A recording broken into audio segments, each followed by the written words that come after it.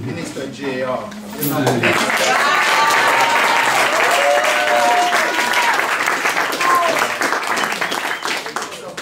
Our brother has taken, we know that what he's going through, he's faced with a lot of persecution, and so please support him as he goes, as his trial takes place. So let us support him. The battle is on many fronts. Haiti is one of the many fronts of the struggle. So as we fight for our brother JR, for the San Francisco way, for against gentrification, as we fight to preserve this black dot against the impact of gentrification.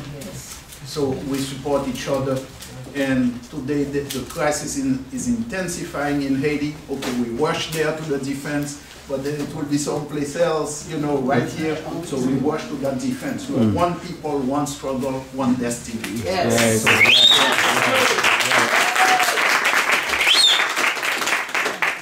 Basically, I know Walter covered, I wasn't able to be here at the time when Walter was speaking, but I know he covered a lot. And people are looking at it as, and I'm sure Walter may have mentioned this, as, you know, in the moment, the earthquake. And what we are seeing is brothers and sisters in Haiti are helping each other do things, and Walter mentioned that. We've seen the absence, the UN with all their, and the UN is a proxy for the US, France, and Canada. With all that money, with all their resources and their equipment, they are no show. Till today, they are no show. I just spoke to a sister we've been sending money for folks to get food and water. All that stuff is stockpiled at the airport. It's not getting to the people. Why not? Well, they are just blocking from going to the people. And then they are putting stuff out. See, when you watch the news, you have to watch it in a critical way. Because what they do is they will have a reporter standing there, and in the background you see planes landing and pallet of stuff, right? So people who have donated their money feel good. Man, the stuff is getting there. But then the people across like 1 mile away, when they speak to me, they say, Pierre, we don't have any food and water.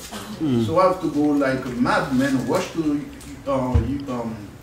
MoneyGram or one of those transfer places to send money there, you know, because we can't let them, as we are fighting and demanding that the food and the water and the medical supplies go to the people.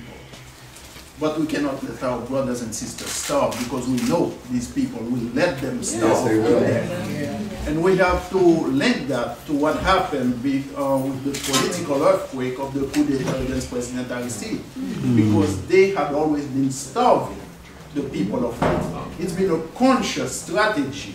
You know, we see it. We saw it here. Our indigenous brothers and sisters right here. The killing of the buffalo, the destruction of their food supply. You know, it's all linked. You see, some people may say, Pierre, you are a conspiracy theorist. Well, we have to start. These things are not coincidence. It happens. We know how they do things. So to me, it's unbelievable that you can have all that food, medical supplies, and everything piled up there. Then all of a sudden, they cannot deliver it. Yet they are claiming also that, well, the roads are not accessible. Well, Walter Riley went around the Capitol in his car, you know, with my friend. They didn't walk from their home to the airport, they drove. So the roads are accessible. Wow. I'm talking to people who are telling me that, see? Yes. So, and then we see 15,000 soldiers, young men and young women with strong backs. Their backpacks full of bullets and carrying those big guns.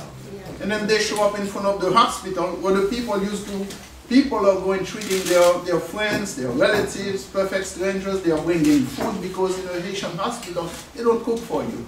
You bring your food to your family brings food for you. So the people were bringing food and comforting their loved ones. All of a sudden the Marines come and start barking orders at people in English. People speak Creole, and creating a bunch of chaos. Working for the people who are out there helping each other. So they need to, instead of putting bullets in those backpacks, load them up with food, load them up with medical supplies, load them up with water, take it to the people. You see, they don't have to go all the way outside of the capital. Now that's another problem. With so much equipment with so many resources that these people have. They call themselves the so-called Friends of Haiti. And when I say they, I mean the US, France, and Canada. They are the leaders of this thing. And then they have Brazil, which is supposed to be a left country, a left government. You know, the people of Brazil are different. They don't know what's going on. But they have, and Brazil is leading. It's the face, because see, the way they work it is like this. If it's the US occupying Haiti, then everybody, Yankee imperialism, yeah, we're against it. But if it's someone with a leftist face, then all of a sudden the progressive movement is confused. And saying, well, I see something must be wrong with him. Well, why would Lula be doing this? And I say to them, well, listen to the people of Haiti. The people of Haiti know better. We choose our leaders. And there is a reason why the resistance continues to today. That's right. There is a reason why we have 15,000 Marines who have landed there, have taken over the airport, have taken over the country, and not 15,000 doctors and nurses who we definitely need. More important than soldiers, unless the soldiers are going to act as doctors and nurses. Right. So Haiti needs all of us right now. I mean, I know you all have been there for us for many years, but there is an intensification of the struggle. They talk about Haiti being the poorest country in the Western Hemisphere. Well, true, but it's not that the country is poor. It's the people have been impoverished. Exactly. Yes. Yes. Powerful article. And I urge you to read Jean Damo's article, in which he details how France forced reparations against the people of Haiti, the African people of Haiti, and then the US came and took over that part of it, paid off France, and then added some more. So to the tune of $23 billion or more that Haiti had to pay reparations to the former French slave owners because we took our freedom. So monies that should have been going to build Haiti has gone to develop Haiti, has gone to build France and the US. So I urge you to read Jean's article. It's very detailed and it cites, and Jean could probably answer some questions on that. Jean, what was the question? What publication is your article in? Let me see. Well, it's in the Bayview, Black Agenda Report. There's another one. The most recent one is on the USA Today website, and Counterpunch. I believe it's on. It's on it. If you dial in the name, if you Google the name, you'll come across it at a number of different places. What name? And it was, well, there's one article on how the U.S. impoverished Haiti. Another, the most recent one is Haiti, blood, sweat, and baseball. Then, if you go on the internet, you'll find an earlier article, Haiti, why Haiti, why now, which was during the overthrow of Aristide. So there's 3 or 4 articles out there. 2 of them were circulated quite recently. Oh, Damu, D-A-M-U. Jean Damu, J-E-A-N-D-A-M-U. And this article was so profoundly, thoroughly well-researched and detailed that it was translated into French before the coup d'etat and published and got wide circulation in Haiti.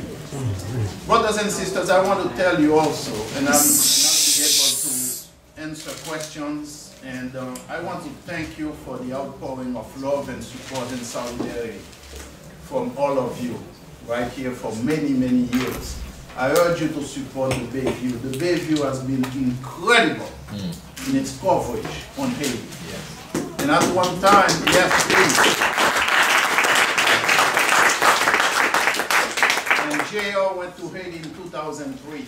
At that time, there were so many who were confused and throwing out all kinds of confusion about Haiti. One thing, there are many left-talking right-wingers. Yeah. We have to be very careful. They know Karl Marx backward and forward. They've read the Red Book of Mao.